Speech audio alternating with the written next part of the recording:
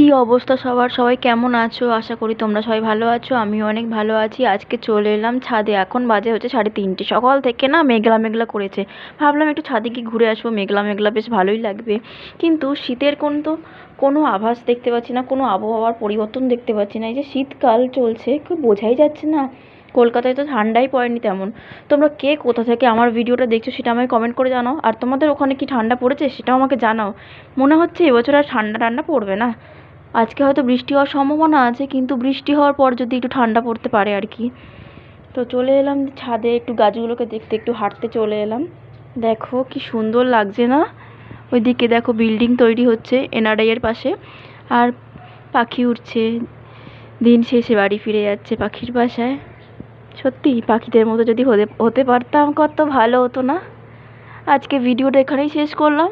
ভালো লাগলে like comment share করে দিও। বাই, আজকে আসি।